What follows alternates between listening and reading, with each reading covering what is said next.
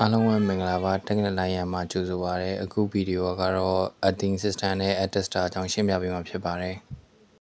အခုပုံက attester UR90 UT522 tester ဖြစ်ပါတယ် error resistant တိုင်းဖို့ရသုံးပါတယ် error resistant တိုင်းဖို့ရ attester မှာ green yellow red prod ကြိုး3ကြောင်းပါပါတယ်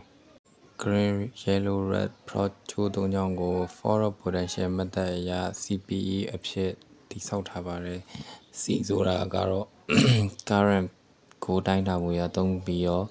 P ဆိုတာက potential voltage ကိုတိုင်းဖို့ရသုံးထားပါတယ်။ E ကတော့ အတွက်သုံးထားပါတယ်။ normally ရ green arrow နဲ့ချိန်တဲ့ green အကျိုးကဒီ attester instrument နဲ့5 meter yellow က attester နဲ့10 meter red က attester နဲ့50 meter ထားရှိပြီးတော့ဒီ prop ကောင်းနေနဲ့ဒီ prop ငုတ်လေးတွေကိုကျွန်တော်တို့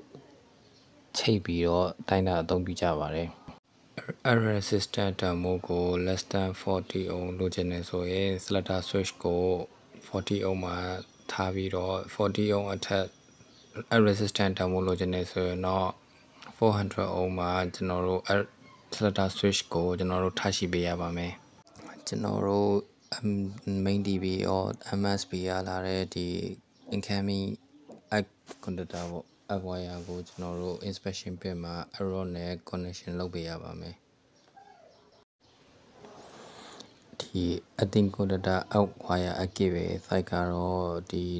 အသုံးပြုမဲ့ total လုပ်ပေါ်မူတည်ပြီးတော့ site အမျိုးမျိုးကွဲပြားသွားနိုင်ပါတယ်အသိမှတ်သက်မှာအဆောက်အဦကိုပတ်လဲရိုက်တဲ့ inline method နဲ့ဒီ trigger ပုံစံရိုက်တဲ့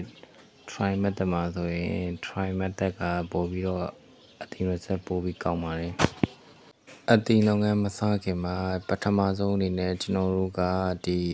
error တစ်ချောင်းကိုအရင်ရိုက်ကြည့်ပြီးတော့ error resistant demo ကိုအရင်စမ်းကြည့်ပါတယ်ဘာလို့လဲဆိုတော့ဒီ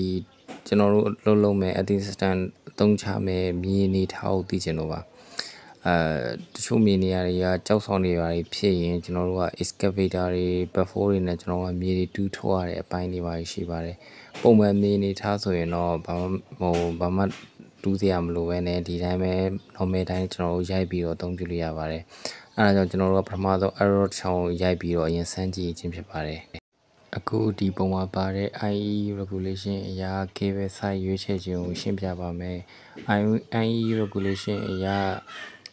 cable size ကိုရွေးချယ်ရမှာဒီ 1.5 mm square ကနေ 16 mm square ဆိုရင်အဝါယာ size ကိုလည်းကျွန်တော်တို့က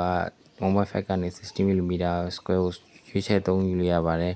16ကနေ35 mm square ဆိုရင်တော့16 mm square ကိုအသုံးပြုလို့ရပါတယ်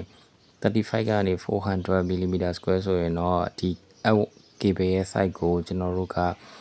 wire size ကို wire size ရဲ့တဝက်ပေါ့တဝက်နှစ်နဲ့စားပြီးတော့ကျွန်တော်တဝက်ကိုအသုံးချနိုင်ပါတယ်